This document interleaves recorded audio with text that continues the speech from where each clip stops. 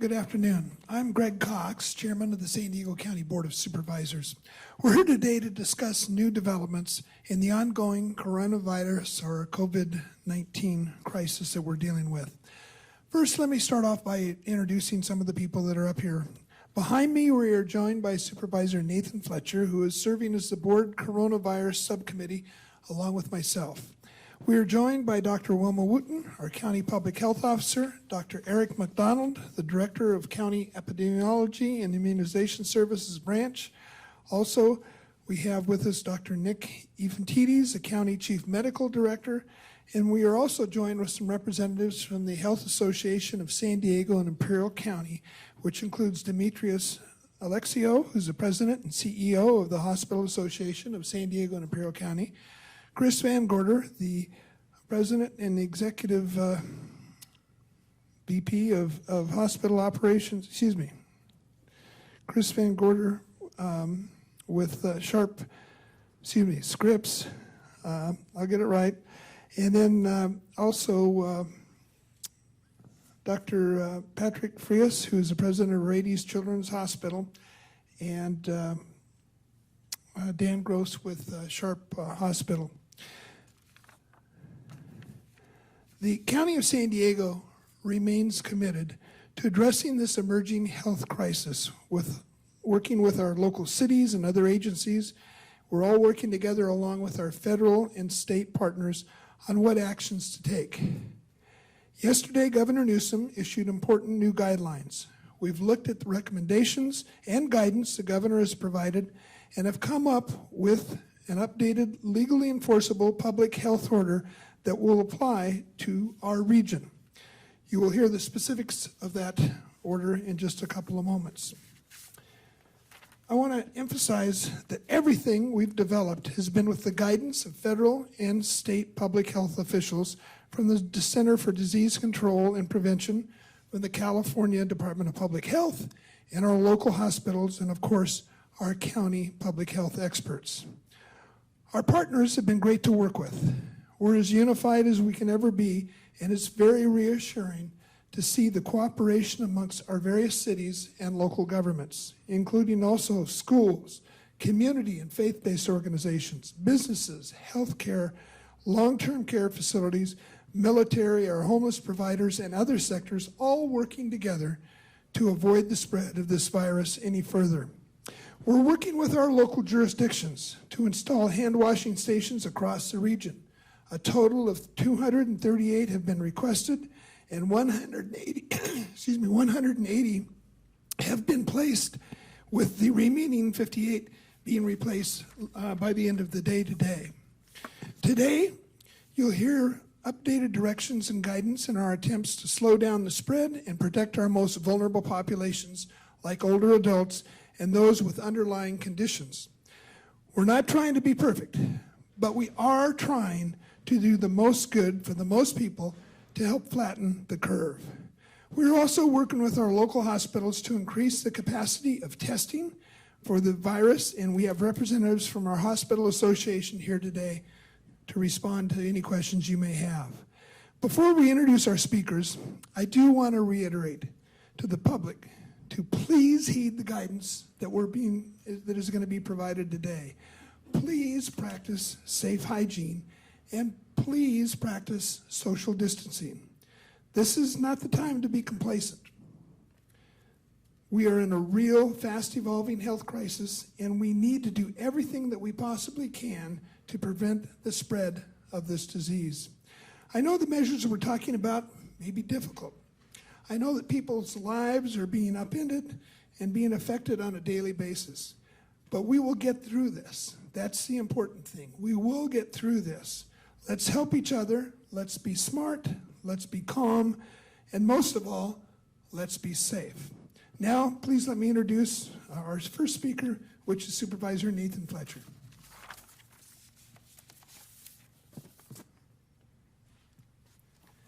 Thank you, Chairman Cox, and thank you to everyone who's here. There is no doubt that we are dealing with a dynamic and ever-changing environment. Dr. McDonald and I were talking about the closest environment that probably exists to this as being in a combat setting. We've both been in combat settings and environments where you have ever-changing information, often not clear or complete information, and you're making a series of decisions based on the facts as best you know them, recognizing that at any moment or any period of time that they could change. But also, like a combat environment, in those situations you have a team, and you are one team. And I think that the people of San Diego should take comfort in knowing that at least for us here in San Diego, this is not a jurisdictional issue, this is not a partisan issue, this is not one entity versus another. When we stood before you before, we had mayors and state leaders from across the sector standing in unison. Today we're joined by our hospital partners, representatives of our major hospital systems. We have extensive meetings and conversations. When they need help, we help them. When we need help, they help us. And we will continue that with all of the sectors and all of the areas we are doing to advance through this difficult environment, making the best real-time decisions that we possibly can.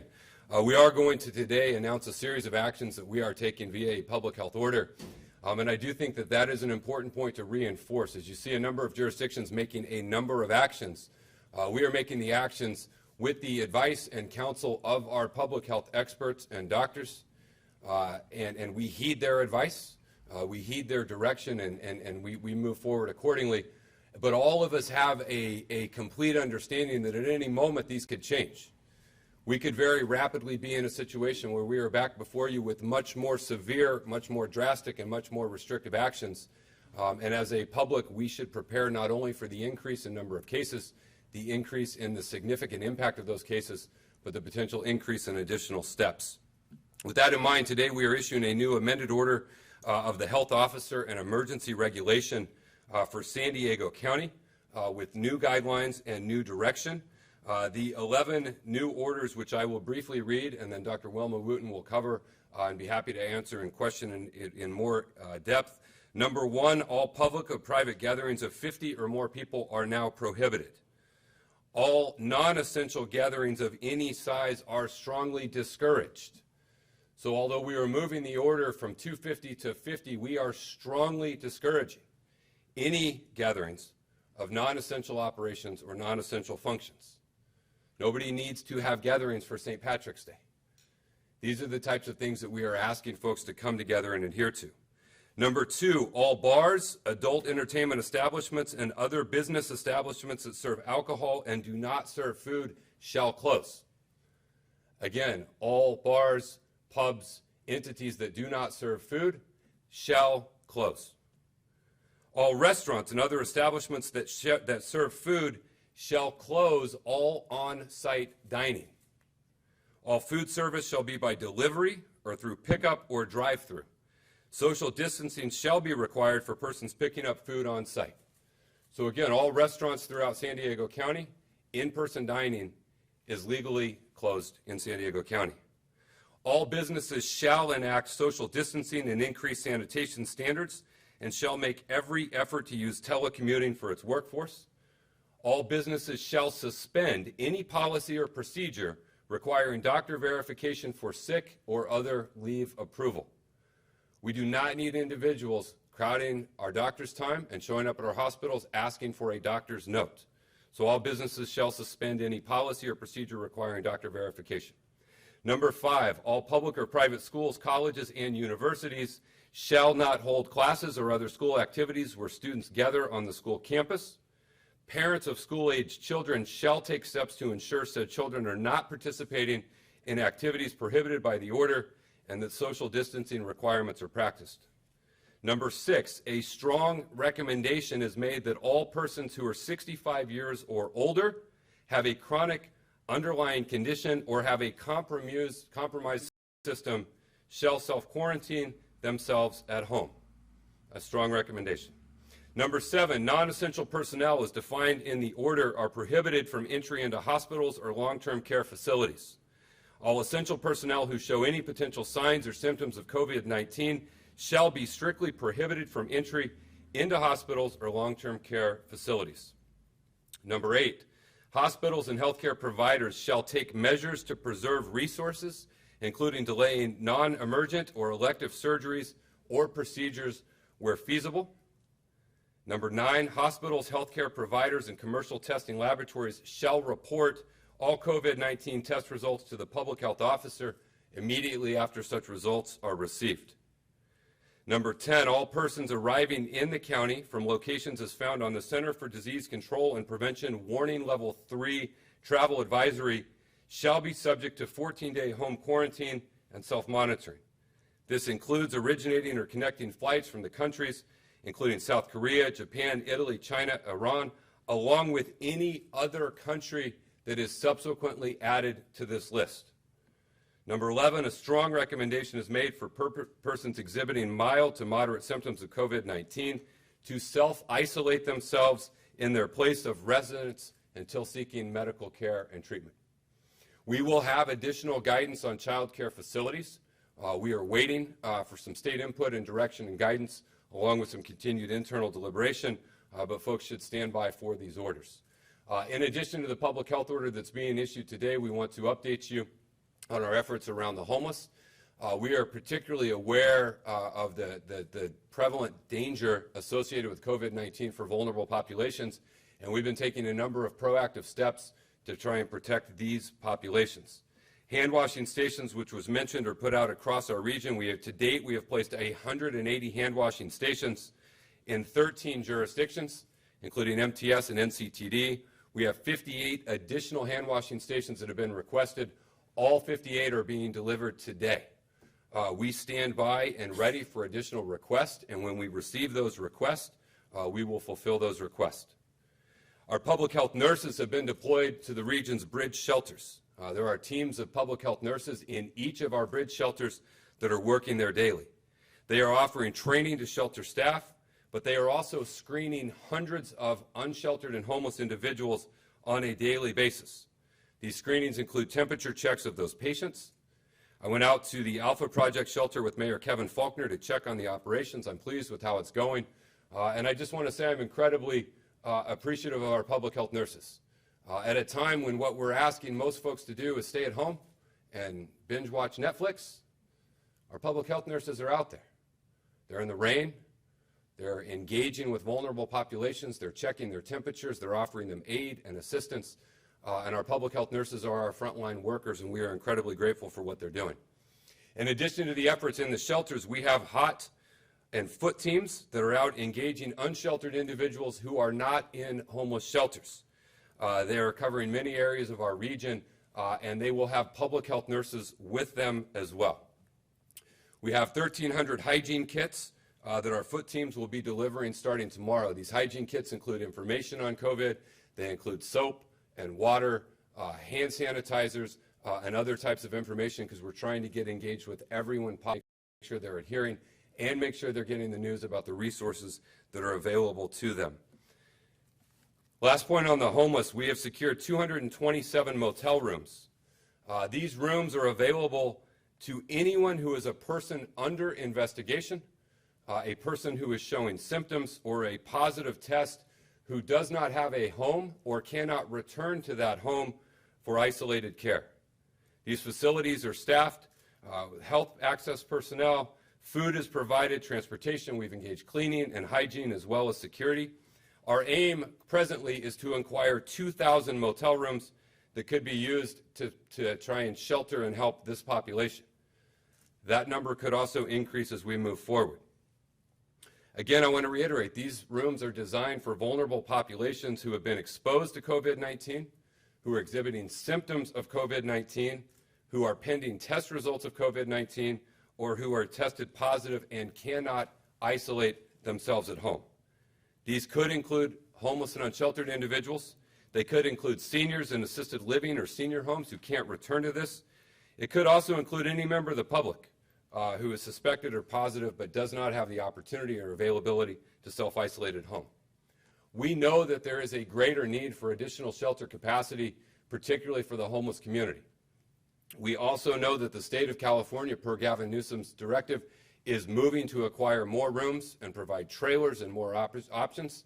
I also know the Regional Task Force on Homeless is moving aggressively to also get additional motel room capacity. We are supportive of all those efforts. We will coordinate with all of those efforts, and those rooms will be designed for homeless individuals who are not showing symptoms or signs or at risk.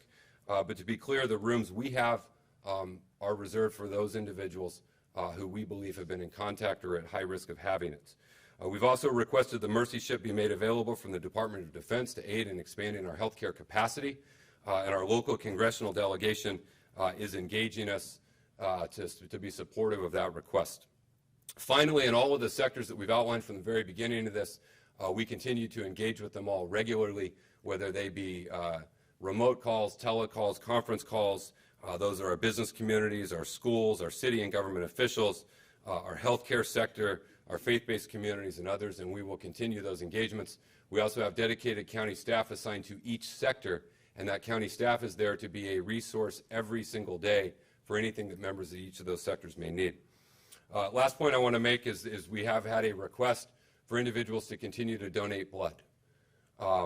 As our society slows down and things slow down, people stop doing those types of things. And so we are asking and encouraging San Diegans to reach out to their regional blood bank participant to contact them and make arrangements to go and to donate blood so we can maintain the adequate supply that we need in our region. As we continue through this, we ask for your continued patience and cooperation and understanding of it. And then in closing, I just want to say that in most of these situations, as a community, when we say we come together, we actually mean we physically come together. We come together in candlelight vigils. We come together in houses of worship. We literally lean on one another. In this instance, in this time, we are still asking the community to come together. We're just asking you to come together in a different way. Proximity is not the option in what we're doing, but purpose is. And we're asking people to have a shared sense of purpose. Every single one of us has within our control the ability to slow the spread of the coronavirus. We have the ability to slow the spread of it by the actions we individually control and that we can take. And that's not just protecting yourself. That's protecting a senior citizen or someone who's vulnerable who you might spread it to. And so we are asking people to continue to heed these warnings and heed this advice and remind everyone that fear, COVID-19 can't detect fear. Being afraid or being anxious will not stop you from getting this. Channeling those emotions into positive action, those are the things that we can do to come together and try and stop this. Lastly, this morning we announced the San Diego COVID-19 Community Response Fund. We started with $1.3 million. We have already received substantial donations and contributions to that fund. This is a fund that's designed to provide help and assistance to our most vulnerable folks. If you live paycheck to paycheck and you're not getting a paycheck, you could be in a very dire strait. And although we're waiting on state and federal assistance, the reality is that may take a little bit of time. And so we are prepared now in partnership with the San Diego Foundation and the United Way to begin immediately providing assistance, rental assistance, food security assistance, income replacement to vulnerable communities throughout San Diego. And so we're asking San Diegans to visit sdfoundation.org/COVID-19 to make a tax-deductible donation. It's another action that we can all take to help one another. So again, thank you all for being here. And a particular thank you to our incredible county team of public health experts and doctors who are working tirelessly to best inform the policy decisions we're made to protect the public. Thank you. Thank you, Supervisor Fletcher. The directives that Supervisor Fletcher just talked about, in which Dr. Wilma Wooten is going to emphasize, will take effect at 12 p.m. tonight, midnight. So with that, I'd like to introduce our County Public Health Director, Dr. Wilma Wooten. Thank you, Chairman Cox, and thank you, Supervisor Fletcher. So good afternoon, everyone. Our current situation for COVID-19 is rapidly changing, not just every day, but sometimes every minute, maybe even from hour to hour. Globally, the novel coronavirus, which is causing COVID-19, has infected at least almost 180,000 individuals worldwide in 155 countries and is implicated in over 7,000 deaths.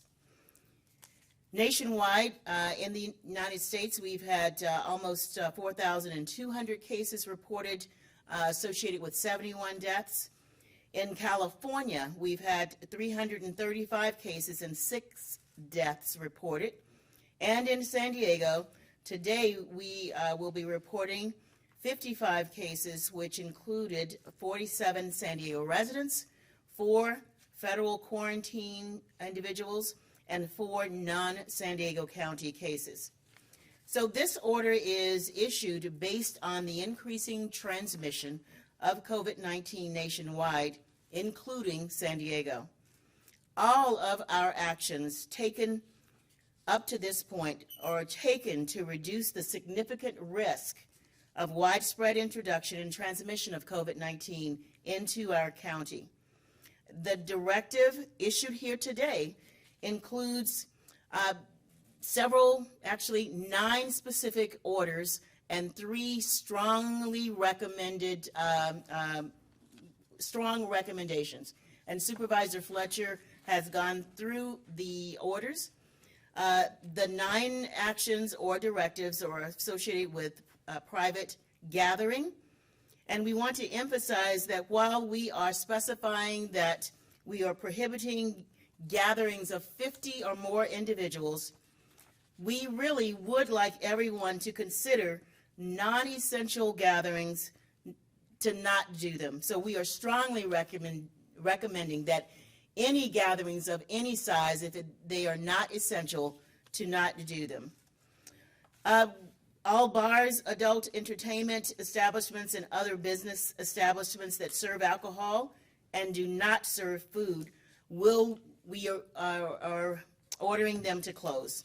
All restaurants and every business establishments or other business establishments that serve food shall close on-site dining. So we are recommending or ordering that the businesses allow individuals to either pick up or drive through.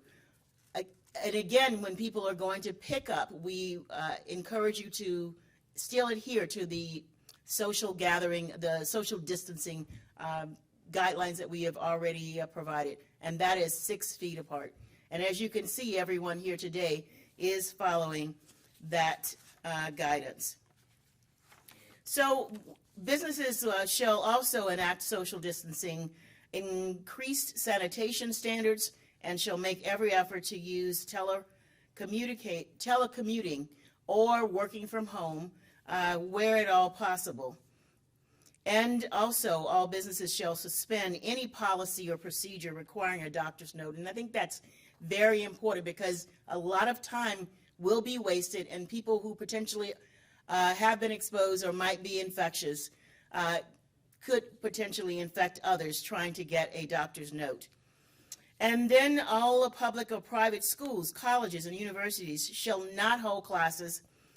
They can hold classes remotely or online, and many of our colleges and universities have already taken those steps and actions.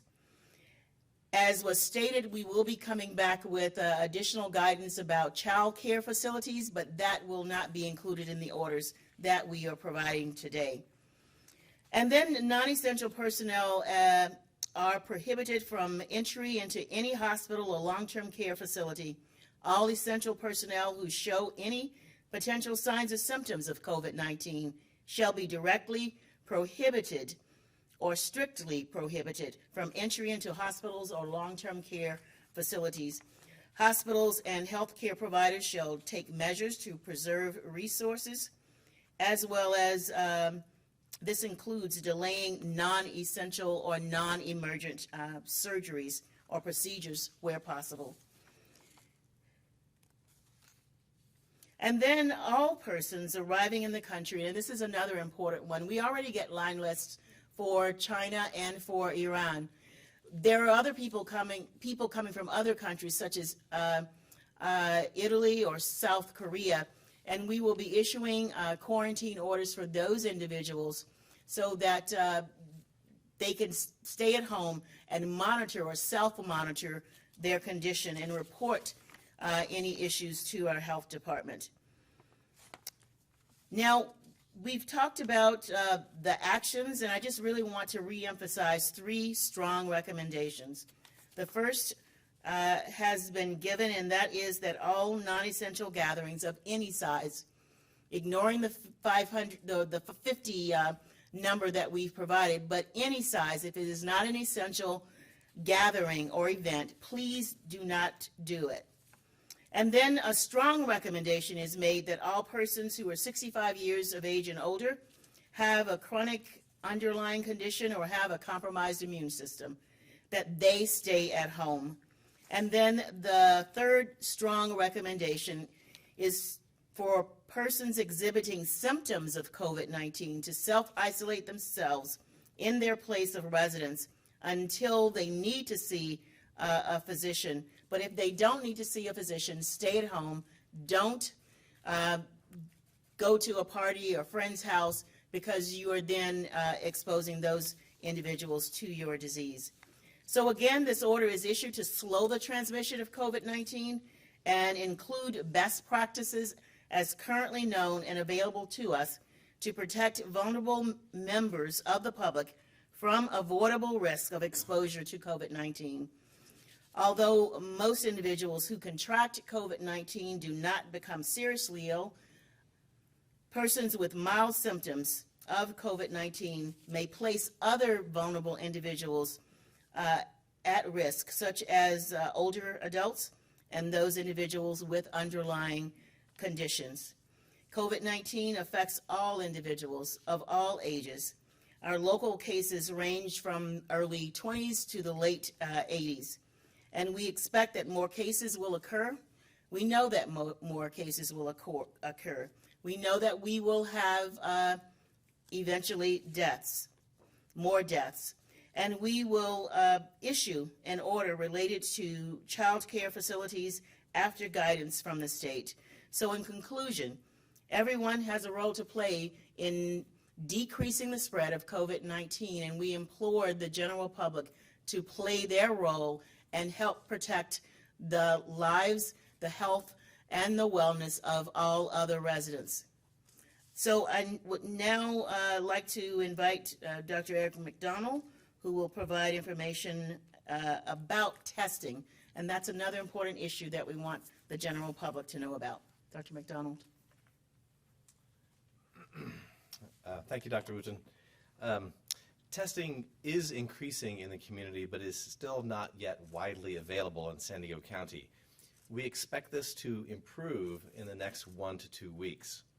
So until testing is widely available, only those who need medical care need to be tested. If you are not having symptoms, you don't need a test. If you are sick with mild symptoms, stay home, isolate yourself, you don't need a test. If you need medical care, contact your provider by phone and follow their instructions. Providers will know who to test and arrange for it if they can. We are having increased reports of positive tests from hospital and commercial laboratories, and these are included in the results that Dr. Wooten just gave. Our public health laboratory has limited capacity, up to 120 tests per day, and we're using specific criteria to determine who is tested with our public health lab resources. The public should not directly call public health for testing. You must go to a provider for this, and most tests will be done in a commercial laboratory. Public health centers are also not places where we provide testing or sample collection. Our laboratory no longer needs to send samples to the Centers for Disease Control for confirmation. So there are no more presumptive positives. All of our tests are now final. Our public health laboratory is working with the local hospitals to confirm their laboratory tests, and after a certain set of samples have been confirmed as either positive or negative, they will no longer need to send tests to us, and their tests will be confirmed or acted as positive. We are acting on the results that we get from the hospitals and the Navy laboratory to take public health actions. And I'll turn it back over to, who's next? I'm sorry, oh, Supervisor Cox. Sorry. At this point, we'll open up to any questions. Yeah, go ahead. For those that are trying to get tested, I understand that it's not widely available yet, but they're being told to call their physicians, and then there's the COVID-19 hotline. We've had a lot of viewers who have called in and said that hotline says sometimes 2-hour waits. What do they need to do in that situation if they do feel that they are sick and Dr. McDonald? Sure.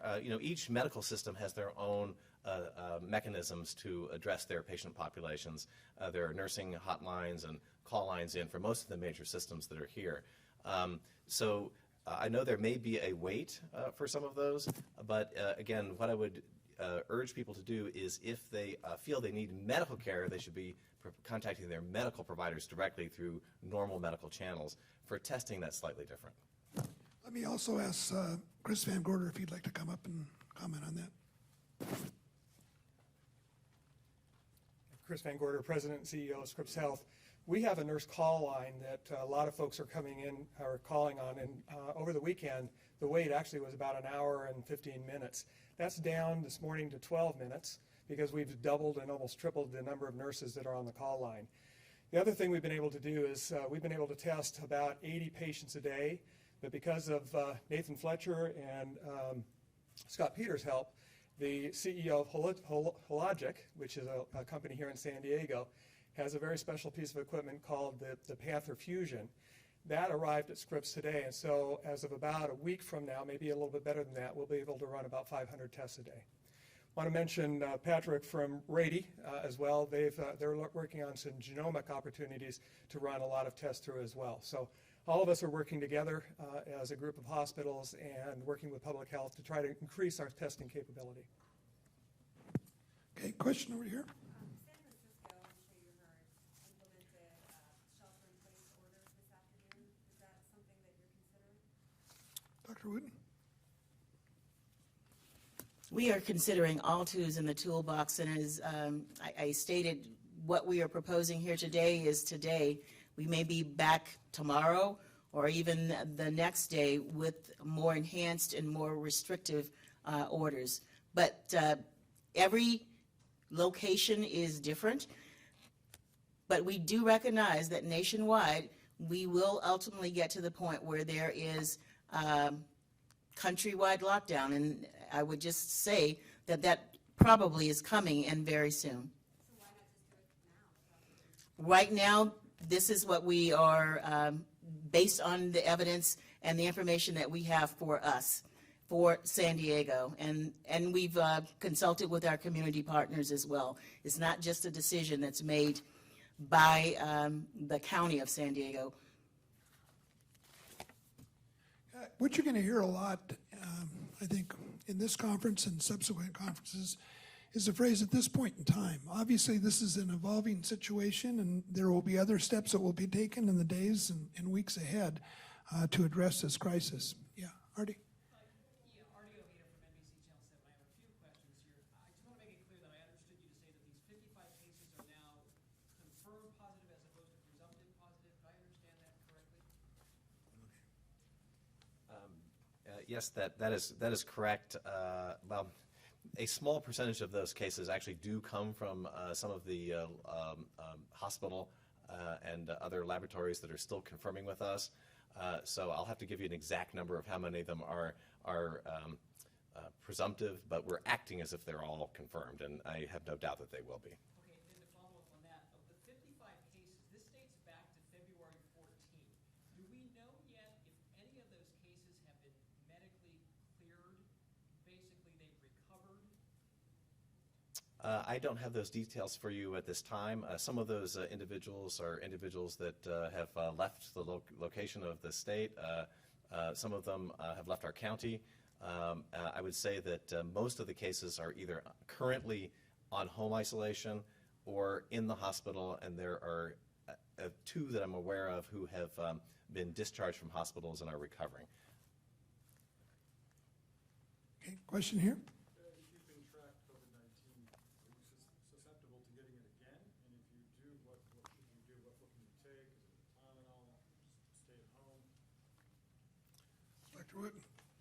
So as you know, every year we have influenza, and there are multiple strains of influenza, particularly in the vaccine. We are not aware of any drift or shift in the genetic composition of this particular virus.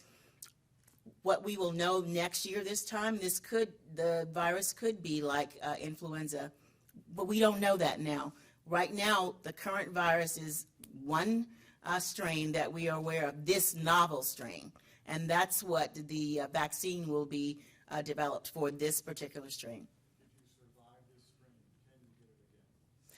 The thinking is that no, you could not get it again. Again, with influenza, there are multiple strains, so you could have influenza A, get over that, and then develop symptoms associated with influenza B. Since this is just one strain, the current thinking, and we are operating on the current thinking, but in the future, more research will be available. Again, well, this coronavirus there is no treatment for it. There are no antivirals. There is no preventive vaccine. So when people are admitted to the hospital, or if you stay at home on home isolation, you treat your symptoms. If you have a fever, take antipyretics. If you are dehydrated, drink fluids. So it is, treatment is supporting the symptoms that you have. Okay, question over here. Oh, sorry. I know some people we talked to yesterday about what Governor Newsom said. They were saying, like, is this really something we need to do? Like, they were thinking it's really drastic, closing bars, closing restaurants, or limiting to takeout. So I guess if you could first address that, does this really need to happen? And in your contact investigations, have you found that people are testing positive in bars and restaurants? Well, people are everywhere. So of the 55 individuals that are on our line list as being positive, they've been multiple places and probably been in places we don't even know about because you know how recall is. So it is important that we separate those individuals that have symptoms from those individuals that do not. And social distancing strategies is the best evidence-based intervention to do that. And all of the actions that we've recommended today fall under the category of social distancing strategies. And we really want to protect our elderly and individuals that are that have the greatest risk of developing complications. So that includes our older adults. It includes individuals that have a compromised immune system and chronic health conditions, much like influenza. Just to follow up on that, people are asking about like grocery stores, like why not, move to closed grocery stores? And is that something that's being considered or looked at?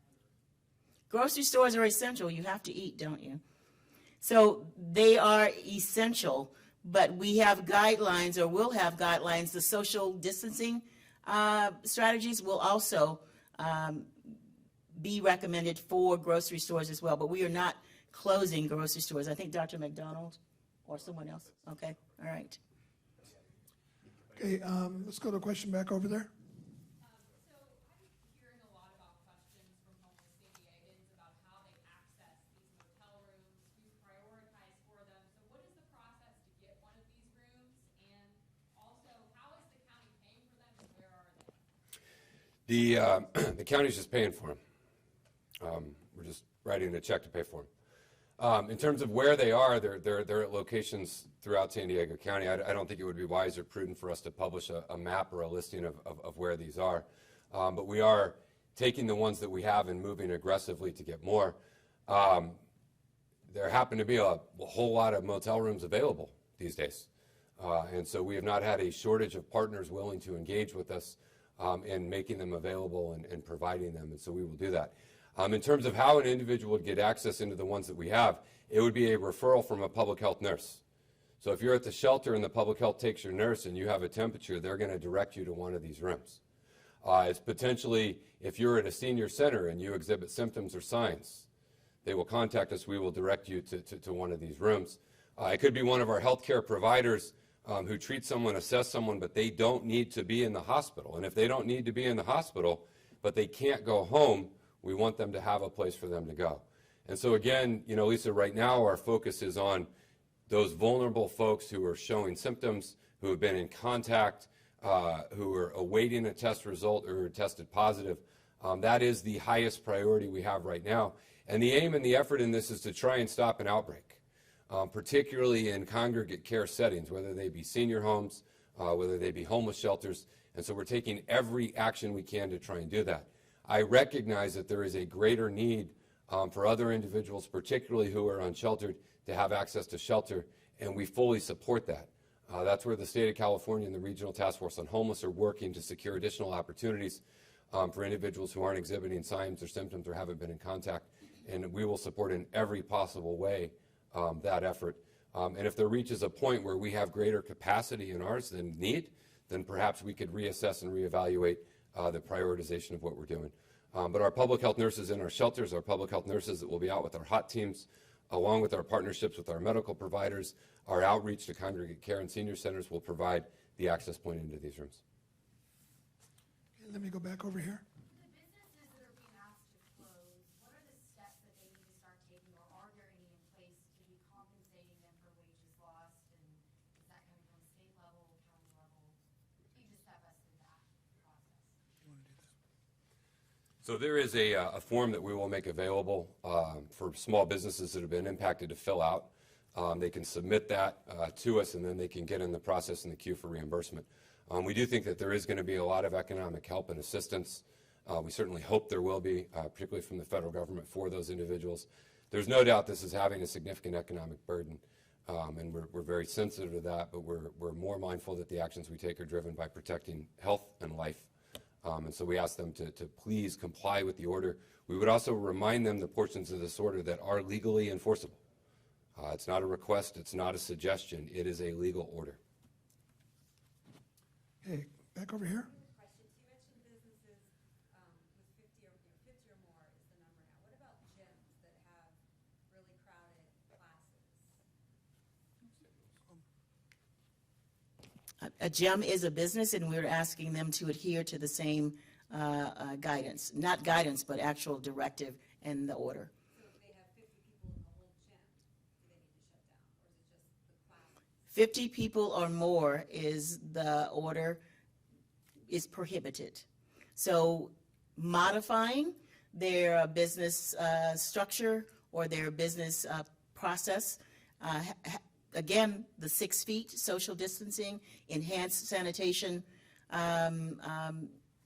processes, we are asking them, all businesses, to do the same thing.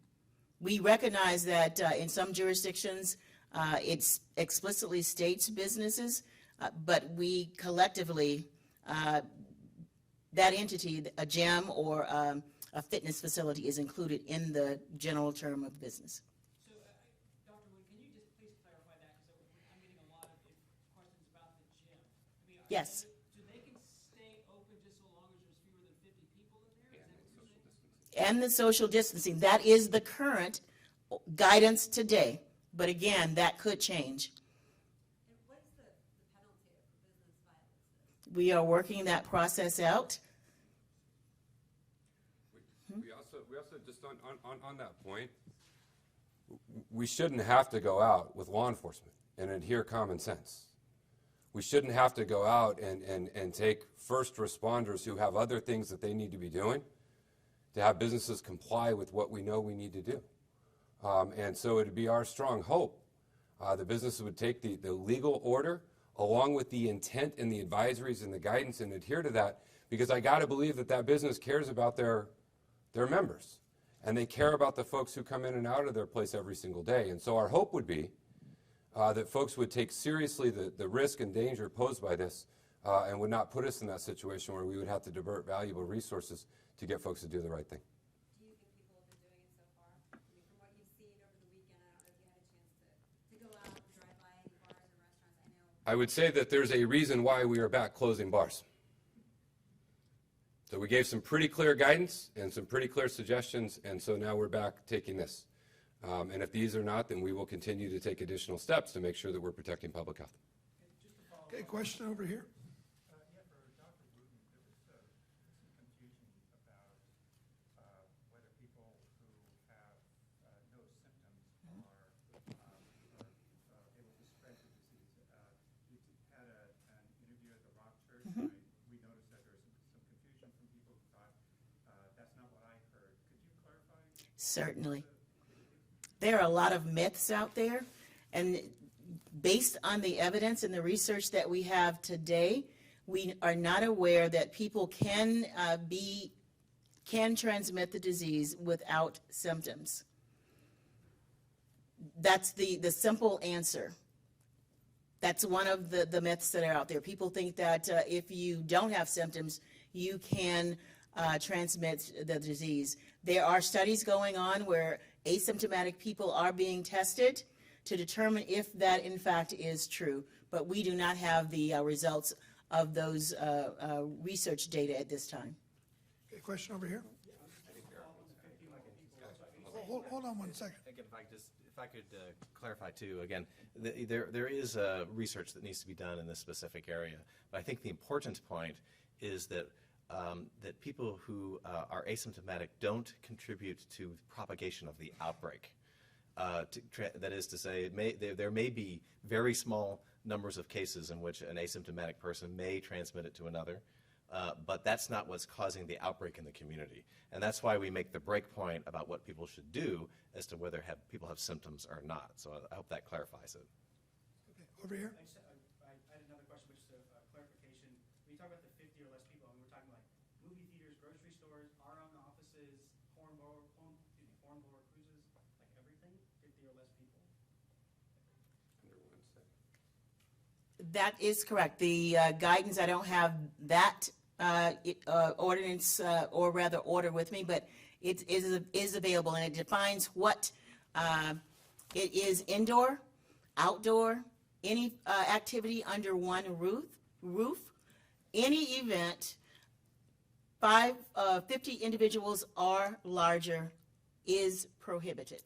Gotcha. And just another clarification on something you and Supervisor Fletcher talked about in terms of like scaling up, and we should be preparing for more restrictions. I think you talked about a countrywide shutdown. What should we be preparing for, and what could be coming restriction-wise in the next few days?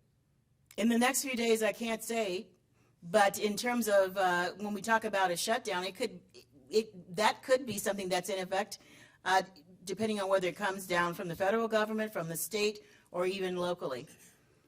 And then in terms of testing, have you guys looked at those drive-through? I know you guys said before you were looking at drive-through testing.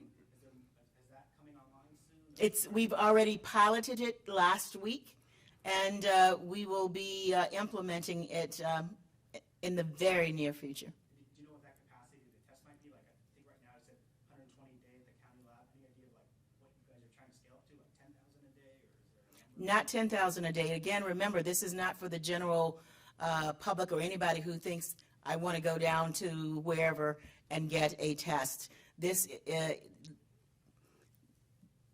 is for individuals that have contacted their primary care provider. And these are the individuals that don't need to be in the hospital. So it's a strategy to help to not overburden our emergency departments. So we actually have worked out the process, and we will be unveiled very soon. And then one more. I know a lot of people say that, like when we do these stories, they say, oh, the media is overblowing this. It's really not that big of a deal. I hate seeing all this coverage on the news. I guess what would you say to that? This is a big deal. This is very serious. People are dying, and these are strategies that we are implementing, social distancing strategies that are tried and proven that help to decrease the spread of any pandemic. Right now, we're dealing with COVID-19. Okay, we'll take one more question. Artie?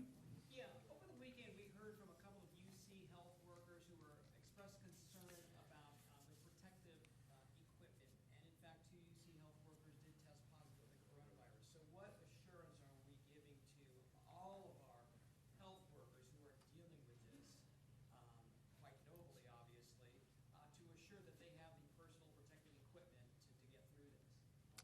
Sure. Let me take that in two parts. One is it's important to know that the UC workers who tested positive, it had nothing to do with their healthcare activities. I mean, that's very important to emphasize. Number two is there are expected shortages of a number of different types of personal protective equipment. We are working with our hospital partners to actually have strategies to lower the use rate of those individual pieces. And I think if you heard the presidential news conference earlier, they're working at a national level to increase the supply. So I think that it is important for people who think they need a mask, they don't if they're not in healthcare. That's number one. And then those in healthcare actually need to be working with their occupational health to understand when specific pieces of equipment are needed for specific situations. And that is a learning process.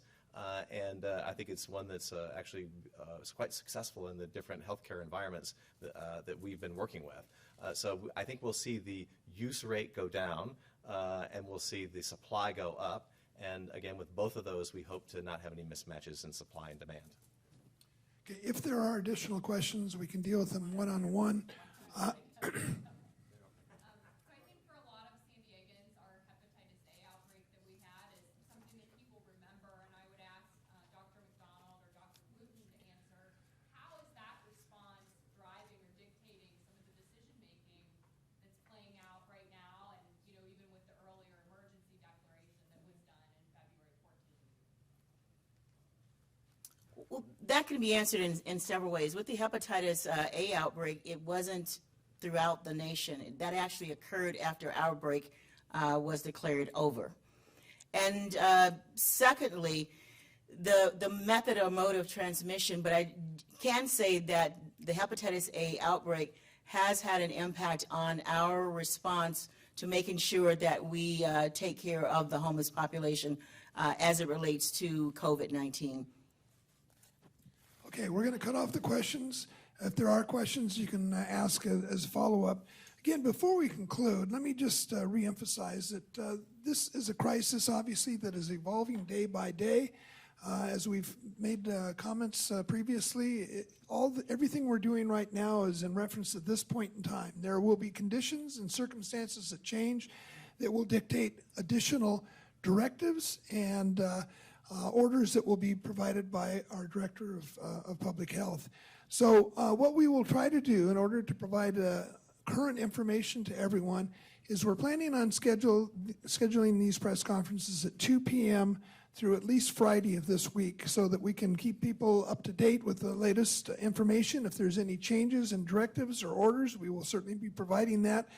And we ask everyone to remain calm. This is a crisis, but we're working with all of our public health professionals, our hospitals, our emergency responders to deal with this crisis, and we will get through this. It's going to be a strain on individuals and our local economy, but we will get through this. And so we ask everyone to please use common sense, wash your hands, keep a social distance of 6 feet away from other individuals, and help us work through this situation. With that, we'll go ahead and conclude the press conference, and if there's additional questions, we'll be able to do those one-on-one. Thank you.